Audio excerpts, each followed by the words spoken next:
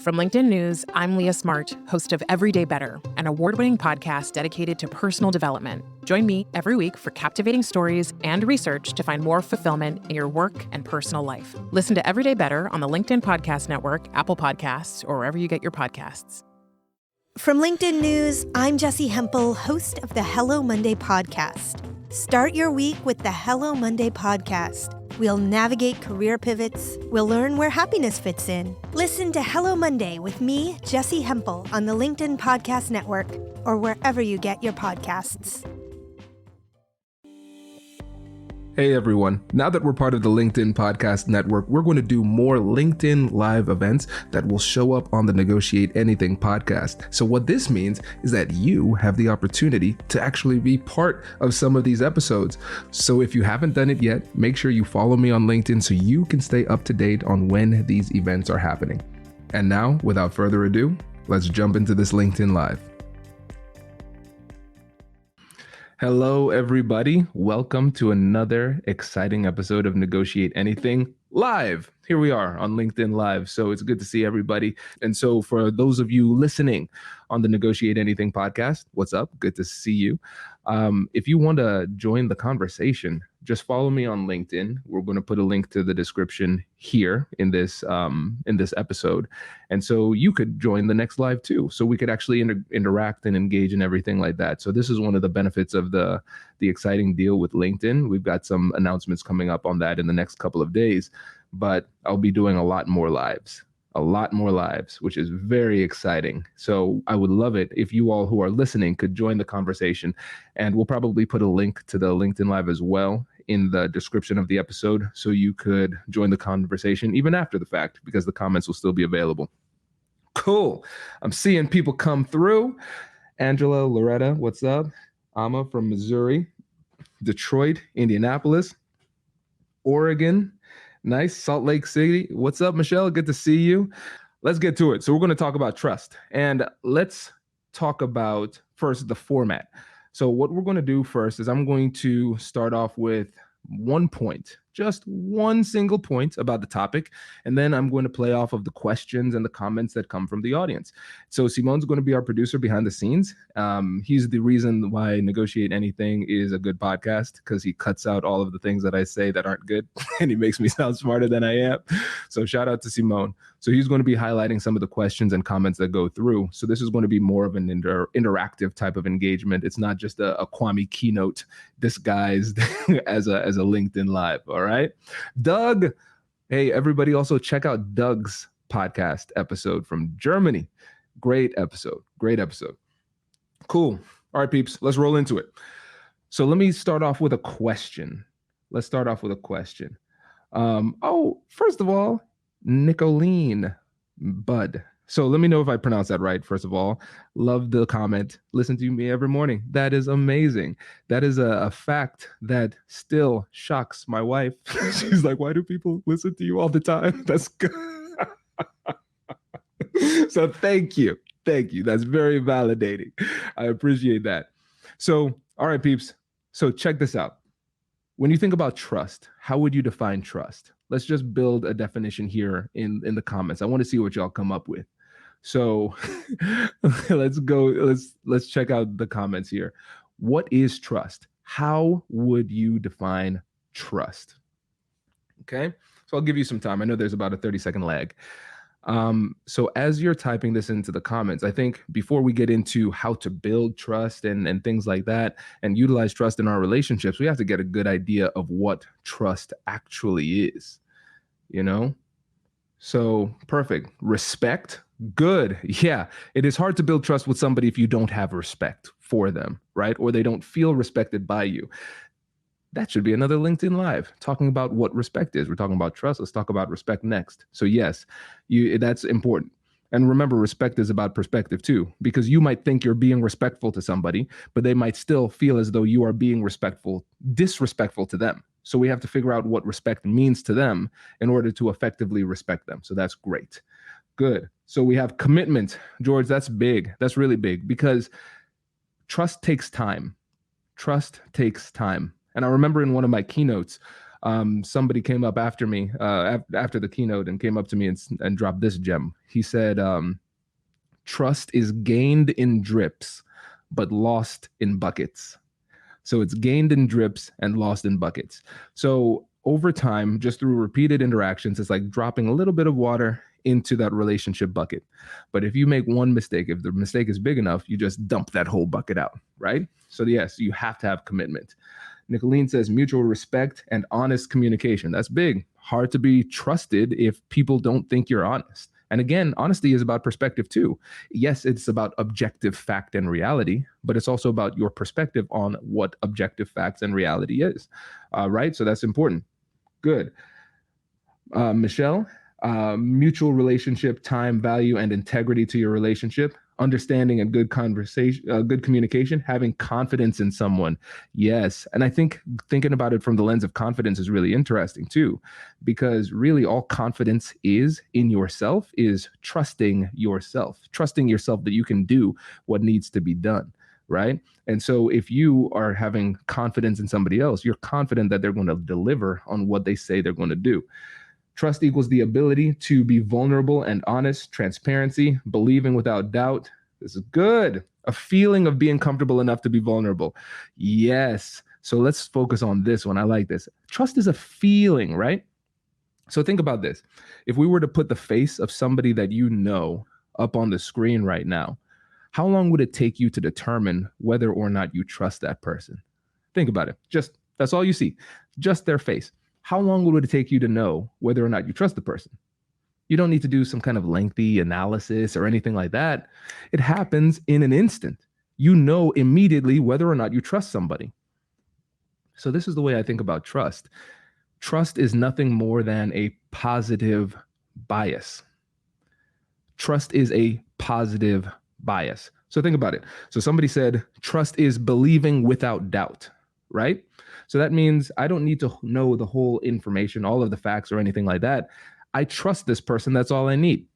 So when we think about trust, when we think about it through the lens of bias, it makes it a lot easier to understand. Trust is a feeling of positivity towards somebody else. It's just a positive bias. And so when we're having our relationships with people, we have to recognize that every single interaction that we have is an opportunity to put in a deposit in the relationship bank account. Every time you talk to somebody, every time you have a regular conversation, every time you have a difficult conversation, I want you to think about it as an opportunity to make a deposit into the relationship bank account.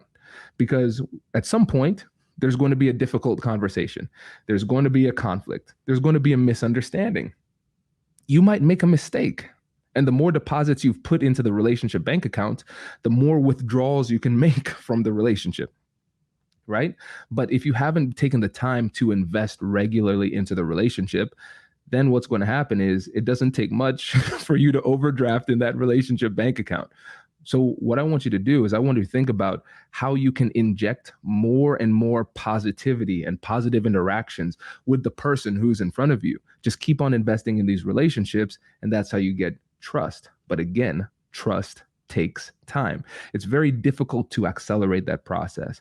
And if somebody feels as though you are being really tactical in the way that you're interacting, and they feel as though you're more interested in yourself and getting things for yourself than you are in helping them, then even though you might be doing the right thing, you might not get credit because they don't feel safe with you, right? So this is really important. Okay. Good. I'm seeing a lot of safety too. Yes, safety is a really important feeling. You know, we've talked about psychological safety, right? This is good. Shout out to Joan. She was another great podcast guest, and also Michelle as well. So yes, feeling safe is really important. As we're having these relationships with people, making sure that they feel safe is really important.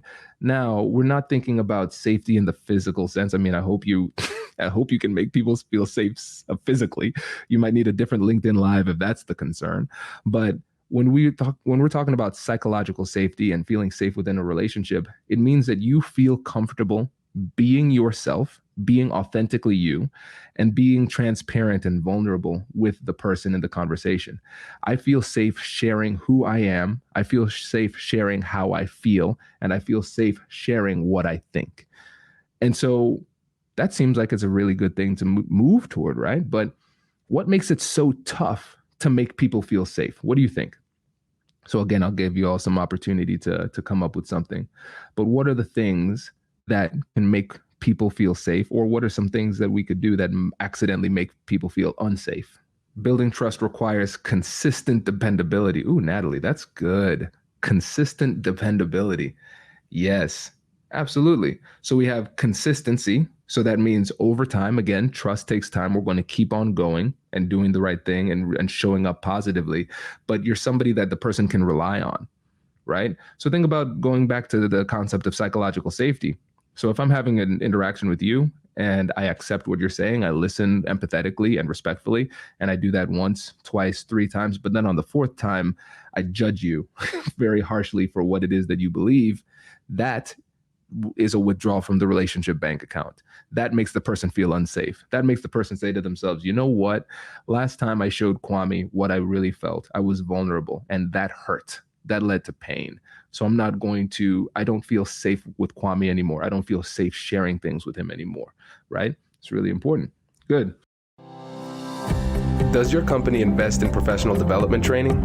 If you believe that your team would benefit from a negotiation workshop, all you need to do is go to our website, fill out the workshop request form, and then we'll set up a time to chat. These workshops are completely customizable, and we've done them all around the country. Negotiation and conflict resolution skills are beneficial across all professions, but they're especially useful in procurement, purchasing, sales, sourcing, and contract management.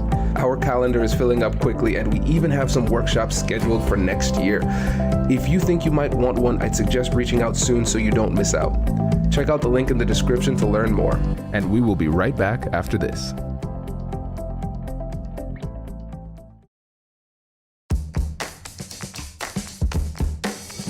Hey you, I'm Andrew Seaman.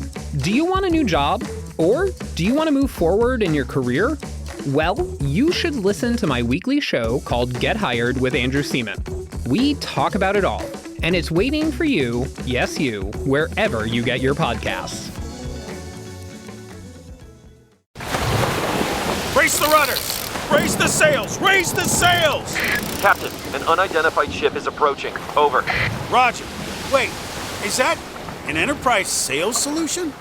Reach sales professionals, not professional sailors. With LinkedIn ads, you can target the right people by industry, job title, and more. We'll even give you a $100 credit on your next campaign. Get started today at linkedin.com/marketer. Terms and conditions apply. So let's get to these answers. I like this. So confidentiality, that's a big one. You can ruin your relationship with people if you don't honor the confidentiality.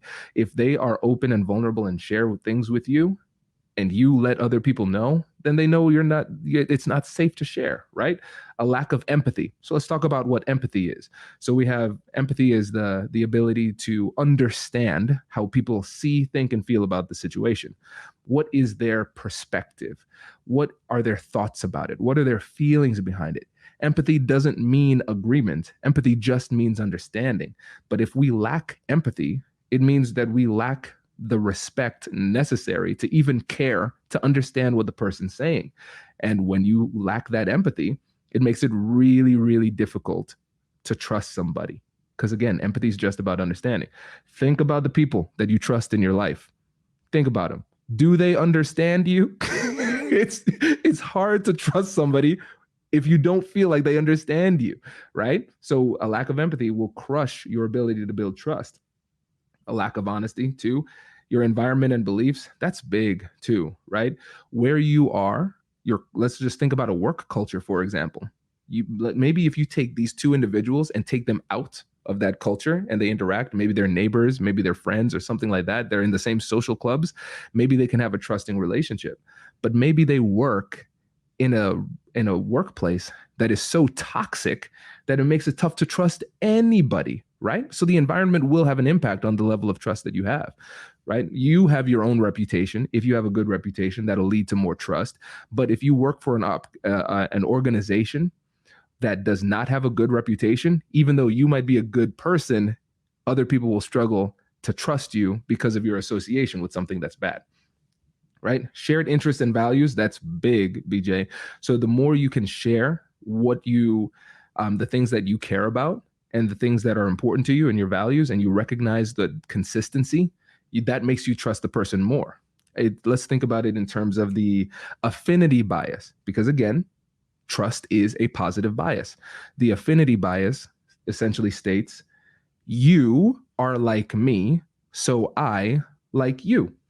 You are like me, so I like you. So if I look at you and we have the same interests and we have the same values, we have the same beliefs, then I'm going to trust you more because you think like me, right? And so we're seeing how all of this feeds into the flywheel of trust. So you can start by empathizing with somebody, understanding them, listening without judgment. Then you find things that are in common. Then you talk about those things that you have in common more often to trigger more of that affinity bias. Oh, we're more similar than we thought. I trust you more, right? And all of this feeds into it. This is great. Ooh, being rejected, that is something that can lead to a lack of trust very, very quickly. Now, you might be saying, well, Kwame, I mean, you always say not all deals are meant to be made. You always say it's important to set boundaries. Yeah, there's a difference between setting healthy boundaries and rejecting the person. So we have to be really, really careful and clear about how we're setting the boundaries and how we reject offers. We need to make it clear that we are saying no to the substance while still saying yes to the person. No to the substance, yes to the person. Unless the person's substance is so abhorrent that you cannot align with the person. So if you're dealing with evil, I'm not saying you need to empathize with evil or be friends with evil, right? But what I'm saying, though, is in a different in difficult conversations and in negotiations, it's your responsibility to protect yourself by setting boundaries, by making it clear what you can and cannot do. But we need to be very careful in the way that we approach it to make sure that the person doesn't feel like it's a personal rejection, a rejection of who they are as an individual versus a rejection of the substance of the offer. Great book recommendation on how to say no while actually still building the relationship and building trust is The Power of a Positive No by William Ury. Great book. And if anybody knows Ury, let him know I want him to come on the podcast. I'm gonna make that one happen. So he has this approach that's really, really helpful when it comes to how to say no. It's a yes, no, yes format. So the first yes is to the reason why you're saying no. I'll explain that in a little bit. So then you do a very short, succinct no, and then you say yes to the person and the relationship. Let's do a very simple example. So I have 2 kids. I'm married. So my weekends are filled with family events, right? So sometimes my friends would say, hey, Kwame, can you hang out? Can you do this? So what I'm going to do is I'm going to start off by saying yes to what I've already committed to, which is the reason why I'm saying no. So if somebody says, hey, Kwame, can you hang out on Saturday? I say, hey, actually, on Saturday, I already planned to spend time with Kai and Dominic. We're going to go to the gym. So unfortunately, then we get to the no. So unfortunately, I can't hang out on Saturday. Now I get back to the yes, which is the yes to the continuation of the negotiation or conversation and to the relationship. But let's look for another time where we can get together because I still care about you and I still want to hang out. I just can't hang out at that time. So that clearly says yes to the person and the relationship while still clearly saying no to the substantive offer. So that's really good. Rejection is something that can really diminish the level of trust, but we need to make sure that we are rejecting offers, not rejecting people, right? Great points. Cool. So yes, so we're at 18 minutes now. I want to give you all an opportunity to ask questions because I know we've got a lot of people in this chat. I love this. Annette, what's up? Good to see you. So yeah, what questions do you have about trust? Whitney's in the house. My goodness. My wife must love me. Who was it? Nicolette. Tell Whitney that you listen to the podcast. So great. Good. Annette, you have a really great point here too. The fear of how we are perceived and feeling judged, not supported, unable to be who you are, so you code switch. So let's you do a little glossary here. So code switching is changing who you are and changing the way you show up in order to match the environment that you're in. And this can be done in a positive way or a negative way. So let's give an example. So let's say you have a 2-year-old. I have a 2-year-old. I have a 7-year-old. I speak very differently to my 2-year-old and my 7-year-old when compared to how I talk to my boys from college. Right. When I'm talking to my friends from college, we might use some very different language, some adult language. Now, am I being inauthentic?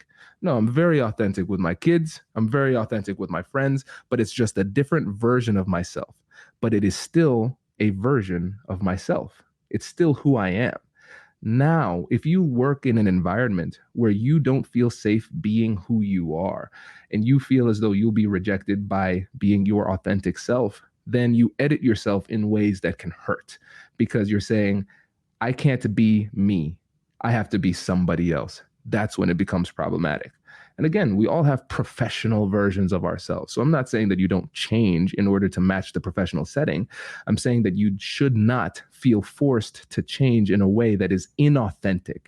And if you feel forced to change in a way that is inauthentic, then it really makes it essentially impossible to form a true connection with somebody else because they might be being themselves, but you're not being yourself because you had to make that unnecessary compromise.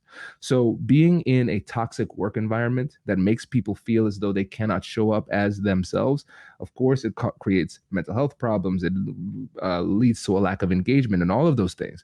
But sticking to the point of this LinkedIn Live, it will also lead to a diminution of trust between the people within the organization because people don't feel as though they can show up as themselves.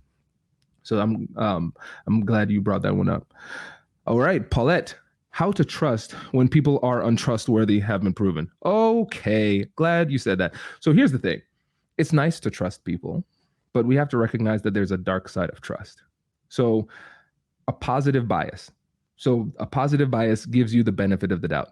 So what's the benefit of the doubt, right? So if I'm having a conversation with somebody and they trust me, then I don't need to bring as much additional information to the table in order for the person to believe what I'm saying.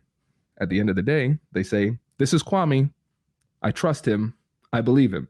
You don't need to bring all of this data, Kwame. I trust that you did the research and I trust that it's legit. Now, Paulette, to your question, how do I trust somebody that has proven themselves to be untrustworthy?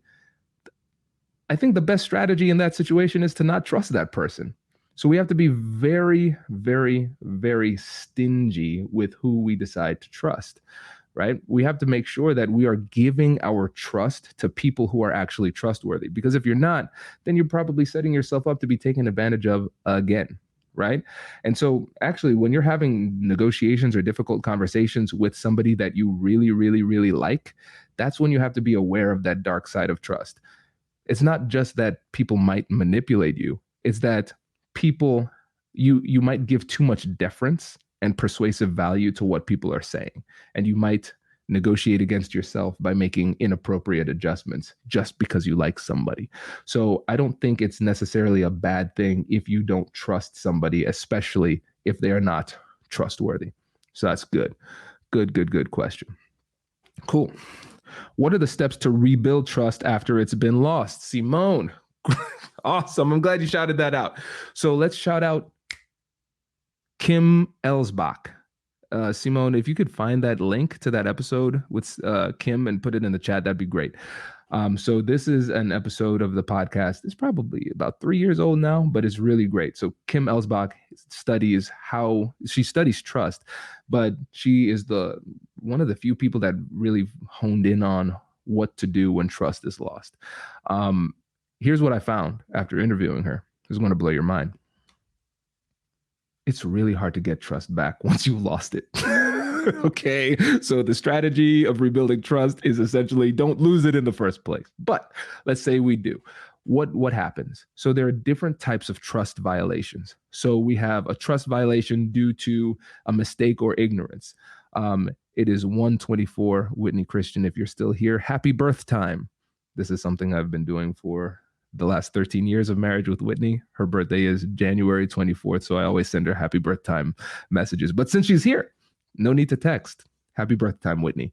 So one of the things that if you make a mistake and have a trust violation due to an error, due to just making a mistake or ignorance, then what you need to do is you need to let the person know very clearly and transparently what happened and why, apologize, and commit to doing better, right? And recognize that if it's due to ignorance or a mistake, I'm going to practice more. I'm going to study more. I'm going to educate myself in order to make sure that I don't make this mistake. Now, if the trust violation is due to an ethical violation, a violation of morality, you did something that the person finds to be morally wrong, that's really hard to do. It's harder. It's not impossible to recover. It's just very hard to recover, and it takes a lot of time and it takes a lot of commitment to get back to that. So you're going to have to make an incredible amount of deposits into the relationship bank account in order to regain somebody's trust after a moral violation. The way that I remember it is that you can fix dumb, but you can't fix evil. If I'm dumb or ignorant, I can learn and get better. But if I'm evil, it makes it really hard for people to say, you know what, I can trust that person again. So moral violations are harder to recover from. And so again, let's just go back to the basic fundamental premise of this whole thing when it comes to the way that I describe trust. Trust is a positive bias. It's going to come about from repeated positive interactions with somebody. And if you recognize that you lost somebody's trust, just know it's going to take a long time to build it back. But it's like my favorite Chinese proverb. The best time to plant a seed is 20 years ago. The second best time to plant a seed is today. So once you recognize that you lost somebody's trust, you need to start working right now to get it back.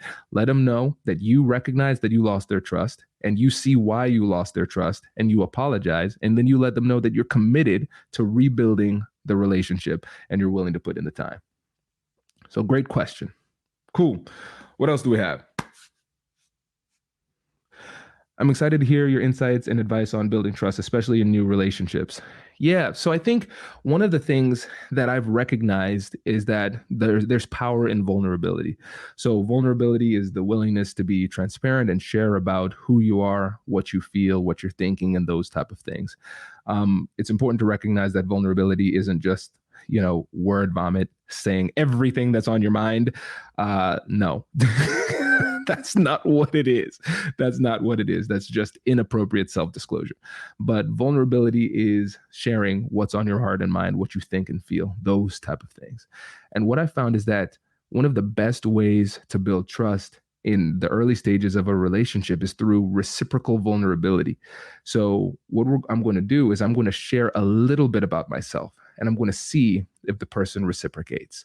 So the person might be a little bit hesitant. Maybe they've been burned in the past. They don't feel comfortable for whatever reason. They're slow to warm, whatever it happens to be. So what I'm going to say is I'm going to share a little bit about myself, and then I'm going to pause and see how they respond. And then I would hope that they share a little bit about themselves.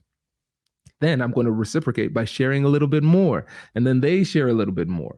But I have to recognize that a lot of times in these relationships, it has to be me taking the first step to be vulnerable, and that almost gives them the license to be vulnerable. So I think the best way you can start building trust in a new relationship is take the first step and be vulnerable.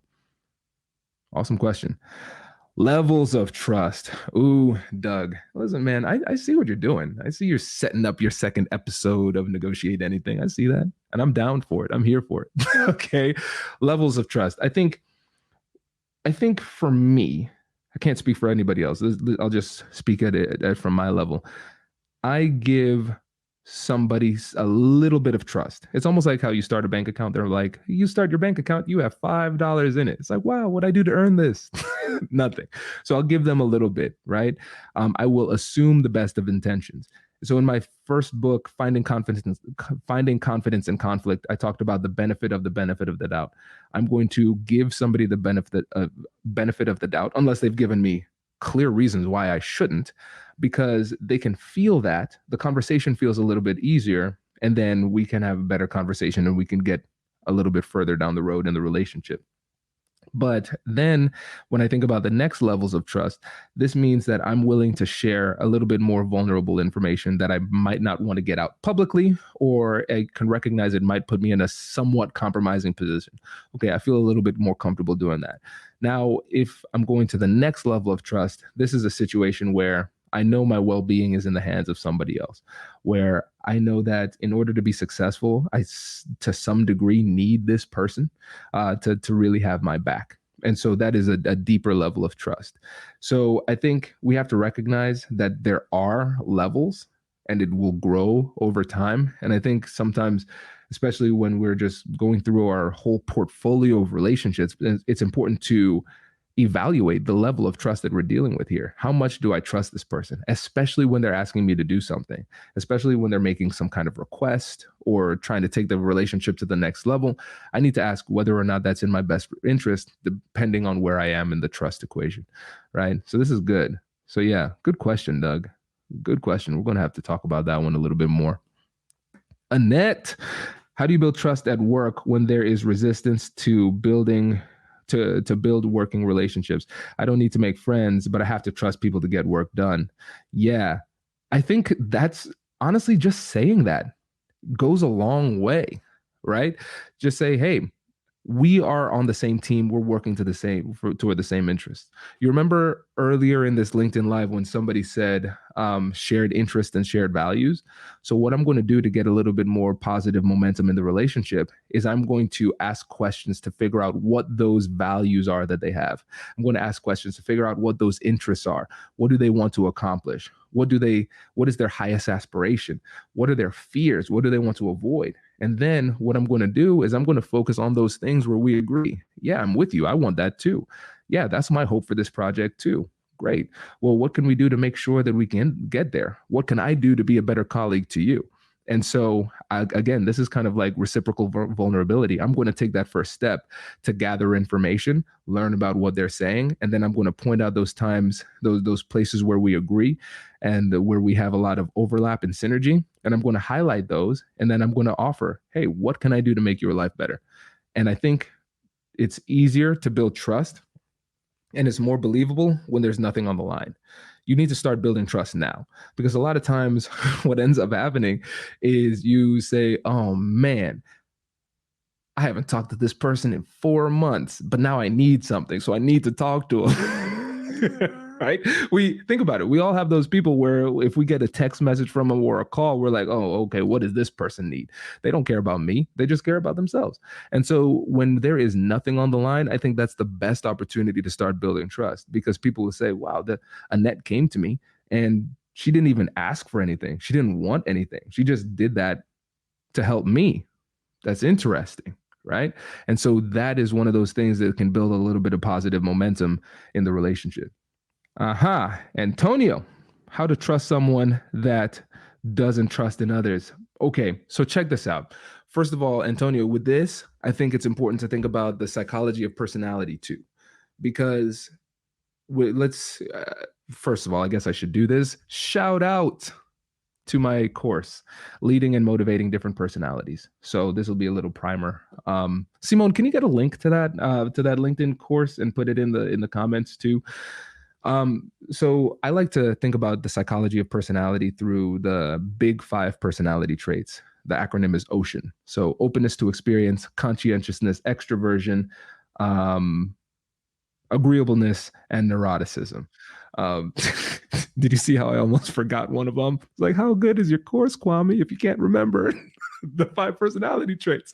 But yes, so we have openness to experience, conscientiousness, extroversion, agreeableness, and neuroticism. With that last one, neuroticism, now in most literature, it's referred to as emotional stability, because neuroticism can sound like an insult. So what I want to focus on is agreeableness. So we have people who are agreeable. These are people who are very likable. They go with the flow. It's easy to be friends with these type of people. But then we have people who are on the other end of the spectrum that are more disagreeable. And those people who are more disagreeable are much more difficult to build relationships with and it's much more difficult to get them to trust you. And I think, Antonio, to this point, first, when it comes to building trust with somebody who doesn't trust people generally, the first thing we need to do is change our mindset. Because when somebody doesn't trust us, it's natural for us to take that personally. You don't trust me? I'm a good person. I'm a genuinely good person. How dare you not trust me, right? Then we take it personally. Now, if we bring that energy into the next conversation, how do they feel? They're like, I knew I shouldn't have trusted that person. You see their attitude, right? And so the first thing we need to do is just recognize that sometimes people are slower to warm. They might not be that agreeable, and that is completely okay. So the key for me when it comes to these difficult conversations, when I'm considering personality, I have to recognize that this isn't about me. It's not just that they don't trust me. They don't trust anybody. They don't trust anyone. Cool. So what's the solution? What's the solution?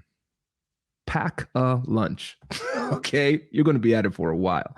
If you want to get this person to trust you, you can do it. Just recognize it's going to take more time. That's it. That's it. Cool. It's like with some people, everybody starts the relationship bank account at a deficit. Everybody is starting with overdraft fees, right? But very few people, when it comes to a disagreeable person, very few people are willing to keep on investing in the relationship bank account because it's so difficult. So if you're that one or two, if you're one of those people who has the resilience and confidence and care enough to actually continue to invest in a relationship, even if the person's being difficult, you're going to stand out and you're going to get it. I think about difficult conversations and building trust and things like that, kind of like how Michael Jordan talked about basketball. So one of the coolest things he ever said was, I've never lost a game of basketball. I've just run out of time. I've never lost a game. I've just run out of time. So in his mind, he's like, if you give me enough time, I'm going to win. Right? So for me, that's the way I think about it. Cool. This person's a little bit difficult. Cool. They don't trust people. That's fine. I know the equation. I know what it takes. I'm willing to get there. You give me enough time, I will persuade you. You give me enough time, I will build your trust. It's just a matter of time. So it's when it comes to negotiation in general, but relationship building and trust building, it's really more a question of whether or not you trust the process enough to continue to do the right thing long enough for good things to happen. That's really it. Yeah, so that's a really good question. Really good question. Joan says, everyone's past contributes to the level of trust they bring to the relationship. Well said. Absolutely. Absolutely. A lot of times it's not about you, right? It's not about you. And once you can depersonalize it, it'll give you a little bit more resilience in the moment. Cool. Man, this was fun. This is fun. This was great. Listen, peeps, I appreciate all of the engagement. I appreciate all of the questions. Before you go, just put in the comments, what is something that you'd like to hear next time? If you liked this live, let me know. Let us know what you'd like to hear going forward, because again, I'm going to announce it in a probably about a week or so, but we're going to be signing a new deal with the LinkedIn Podcast Network, which is really exciting, which will allow us to do more of these lives. So just let me know in the chat. Let me know which comments you want to hear about. Let me know in the comments what you want to hear about going forward in future lives here on LinkedIn, and we'll make it happen. So I appreciate it, everybody. Thank you for the engagement. If you're listening on the podcast, join us live next time. Follow me on LinkedIn to get there. And if you haven't given a review, leave us a 5-star review. If you don't want to leave a 5-star review, you know what? Maybe just don't leave a review. Okay. Hashtag democracy. Right? All right, peeps. I appreciate this. Thank you. I'll catch you in the next one. Have a good one. Congratulations, you've just joined an elite club. By listening to a full episode, you're now officially on the Negotiate Anything team. So welcome aboard. What most team members do is they subscribe to the podcast because that allows them to automatically get the latest episodes of the show. The best things in life lie on the other side of difficult conversations. Keep learning, keep practicing, and keep getting better. Your relationships will improve, your career will soar, and you'll have the confidence you need to get the most out of these crucial conversations. Again, thank you for joining the team. We're excited to have you, and I will see you in the next episode. I'll catch you later.